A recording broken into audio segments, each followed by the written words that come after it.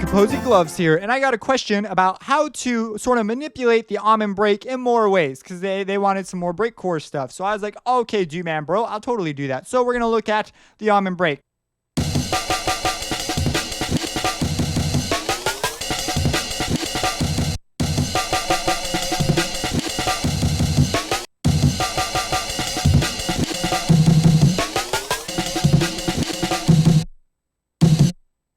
Now I'm going to be using samples from a sample library that I've covered on my free samples playlist. So if you go to my playlist and look for the one that talks about free samples, there'll be one that's like for break beats and stuff. So that's where these samples are coming from. Now he was, or she, I'm not sure, was particularly interested in the almond break. So I'm going to use some almond break stuff. Now I already have some processed ones, but we'll still talk about processing a little bit. But we're going to talk more about how to get cool rhythms and syncopations and just why I choose to do it the way I do it, and some other options that I'll mention, but I won't demonstrate. So I'm going to just go with this one. Now this is a Rex file, so it's a Rex 2 file. And so it's gonna automatically snap to my tempo, which is 172, and it's the perfect length. If you do not have that, you're gonna have to go through and manipulate your track or your song. You should just save it like that. One easy way to do it is you just pull out your file, select it, do it at the correct tempo so it perfectly fits snugly, hit Control R to render it out. And when you do, make sure that you saved acidized slice markers and saved acidized, and that will take care of that problem. So when you open it, now it'll be like this and it will snap to your grid. But you want to make sure again that it's perfectly snugly fit between your grid lines. Otherwise, it will be off all the time. That will also suck. So let's talk about this now. So you have your break thing, and now you want to make something cool. And you think, what are all the different ways I could do it? Well, you could open up Renoise, which is really cool, but I'm assuming you don't have Renoise. And it's kind of a hassle to go into another DAW and do stuff and then come back in here. The other option is you could open up Slicix and you could have all the sliced files. I prefer to do it like this. It's the most hands-on. It is micro editing, but you'll get results really fast. So let's just go ahead and start working. So right off the bat here, we'll give it a listen. So let's say I want do da da da da da or something like that. Do da da da da da. Like we're just gonna make something crazy right off the bat. So I'm gonna hold down Shift on the right side of my keyboard. It brings up the cut tool, and I can cut stuff, as you can see. So I'll cut that, and then I'm gonna cut the other end. So right there, I'm gonna move this away. Next, I'm gonna middle mouse click and left click and go to my. Actually, I'm gonna leave that there. We'll grab that in a second. I'm just gonna hold down Shift and click with the pencil tool and move it over. So now we have this. And I kind of like that, so that's really good. Now let's say I want to. Now let's just fill out the measure first. So let's do that. Let's cut this off, get rid of it. I prefer this method because of how just agile a lot of this is. And then that's too common. Like we can't do that. So we're gonna take this and let's do something kind of crazy. Let's take this and let's take this one. And we're going to make it unique by hitting this menu and pushing M for make unique. And we're going to reverse it. Now, as you can see, this is not actually the sample, the audio data we had. It reversed the entire sample because when you make it unique, it clones the whole sample. If you want to make a whole separate sample file that has only the stuff in that area, you need to make it unique as a sample. So you could do that if that's what you want to do. I don't care about that. I want an entirely reversed one. So I could do something like this. So I'm going to middle mouse click and go and left click and go to my slider tool. I'm going to move it around and find some cool section. So that looks pretty cool. And then we're going to go like that. And where's that snare? Snare would come in handy right there. And then we need a kick, which the kick is right there. And we're going to just, if you hold down Shift and left click, it will delete the shorter half, which in this case is equal. So I believe it's just what's after it. So there you go. So we already have a pretty crazy complicated thing. So, okay, now this is pretty breakcore-ish. We're getting some cool spots. I'm going to ignore the whole loop thing because you could use the whole loop. But that's more jungle. And in breakcore, you sort of go from that into this crazy stuff. So we're just going to focus on the crazy stuff for now. Because it is kind of a workflow thing too. So now let's say that we want to create a pitch rise at this section right here. These 4 things we want to go do, do, do, do, do, do. That's another really common one, and one that goes down. There are really 2 methods worth considering here. There are other ways of doing it. You could open up other editors and do interesting stuff, just as there is with everything I'm pretty much showing you right now. But right now, we have this snare, and I could make each one of these unique and pitch it up precisely 100 cents above the one before it, or however much I want to go before it, and it would sound really cool. So I'm going to show you both methods. The other method is I get rid of all this time stretching guru stuff, so I can then automate it using the pitch. I'll demonstrate both methods. So first, I'm going to do this. So I'm going to click and hit M, click, hit M, click, hit M, click, hit M.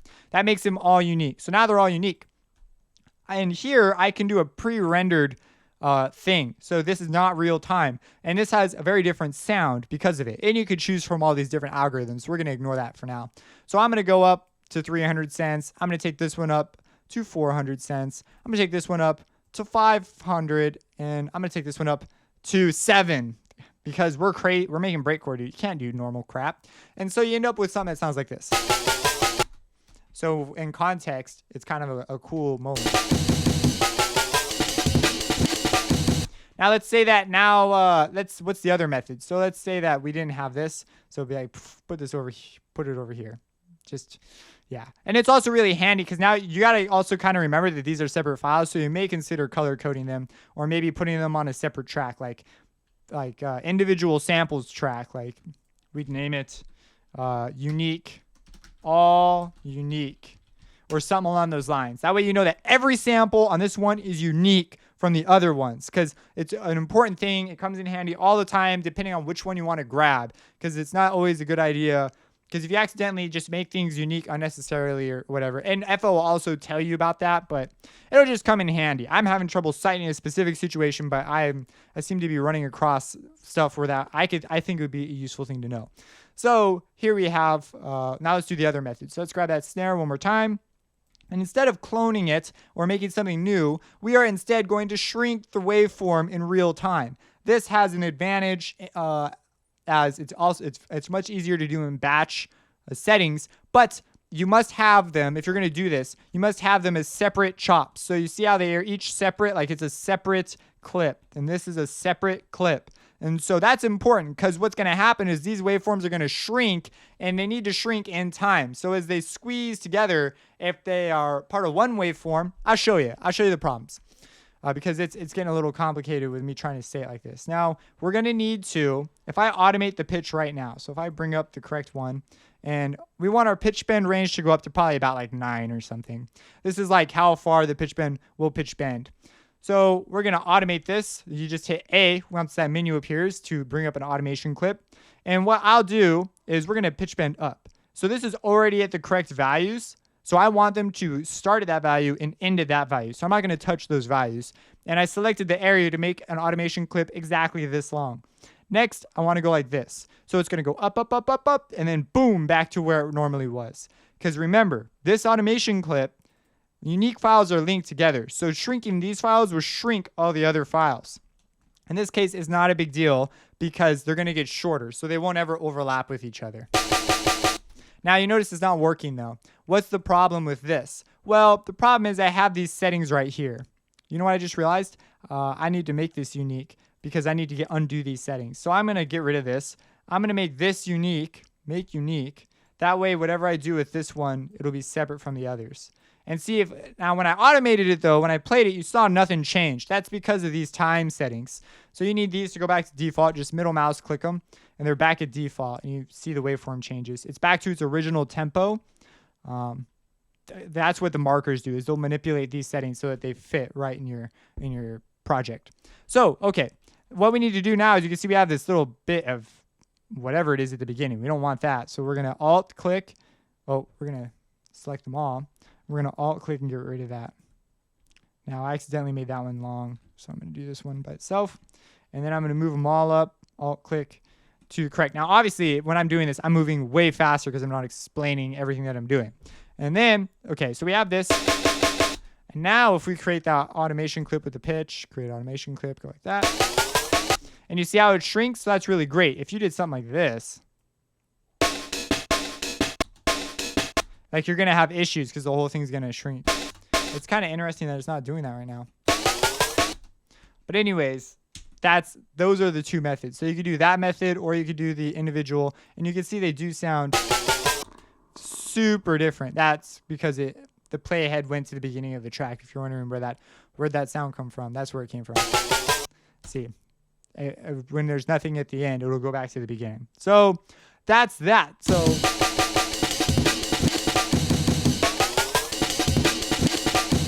now, as far as processing it differently, there's lots of views and opinions about how to do this. One is you can make them all different, and then you could isolate the elements like the snares from other snares, and you could try and process them differently. That's one thing. Like you could press some, distort one. Distortion's a pretty common thing. I'm not a huge fan of the distorted method. And then the other one is you batch process. So you take the whole loop and you send it through a thing. So we're going to put it through, you hit Control L and it pops up here under, well, in my case, in 56. And I'm going to put some, I'm going to put an EQ on it, just some general processing. What would be interesting is if we did a delay. Let's do a delay first because we're crazy. We're going to go for a really, really short delay. Like, we're going to go for like 0.3. And we're going to turn the cutoff down. This basically will just, watch.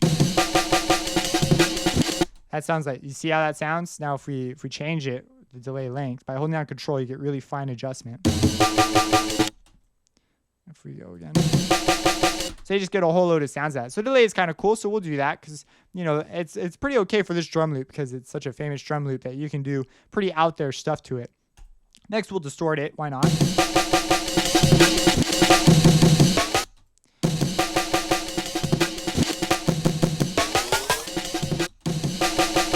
Now, I'm messing with this it takes a sort of experience to get a feel for how the wave shaper will sound under particular circumstances, because a curve means something kind of specific because of the way the wave shaper works. I have a video on it in the FL12 effects series if you're curious about like more theory on how the wave shaper works.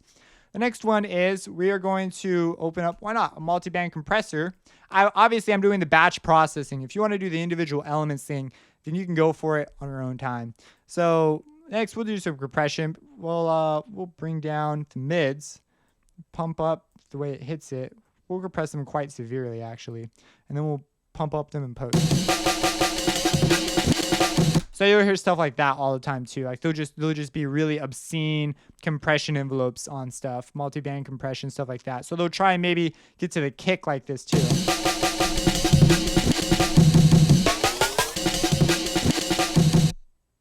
And then, of course, the one that I said I was going to do at the beginning, I'll do it now. EQ.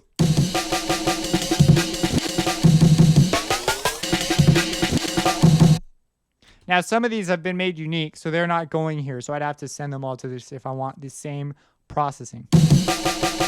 Another thing people will do is they will send it through another track.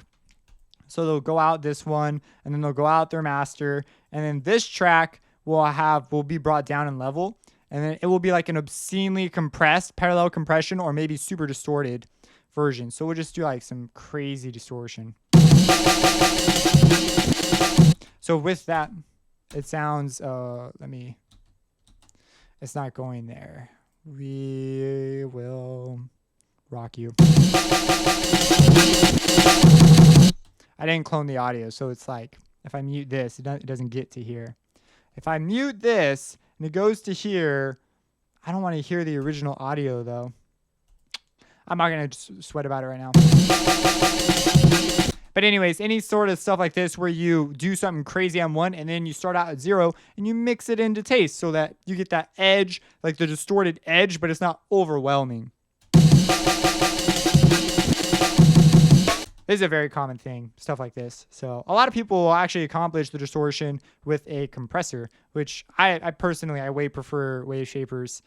The compression has just a particular sound to it. Basically, if you want to do it with a compressor, what you do is you get a compressor, maybe you get like a really simple one like the Fruity compressor, and you take the ratio and you like pump it up pretty heavy, and you take the threshold and you pump it back pretty heavy, and you make your attack really fast and your release really fast. So essentially what happens is when the waveform comes in, it gets the attack, goes boom, it like attacks it, but then it releases it immediately. So it's rewriting your waveform to a degree, and so it adds distortion.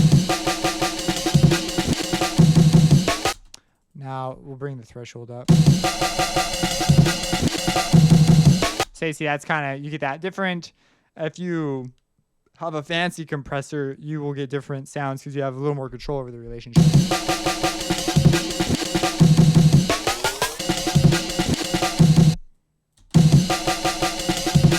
Be a little easier to hear.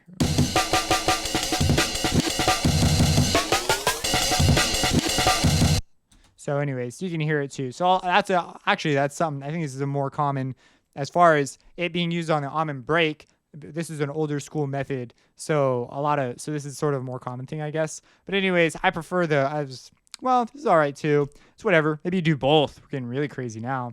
Put a wave shaper on it and that.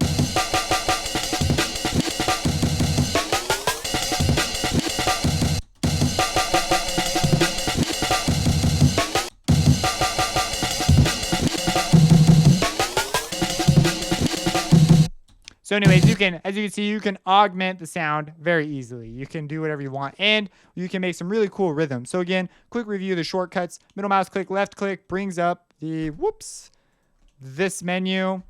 So you can switch between these menus pretty quick. If you zoom in and you click right here, you can hit M, as you can see it's underlined, for make unique, M or U to make unique a sample. If you hold down Shift and left click, you'll get the cut tool. If you right click while holding down the shift, and the shift is on the right side of the keyboard, you'll get to delete the smaller section version. So if we like cut this, it got rid of the small version.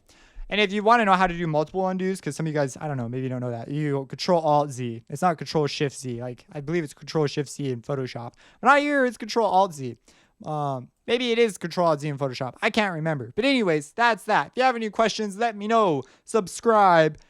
Support me on Patreon. I've got a Patreon. I really appreciate your support, and have a blessed day.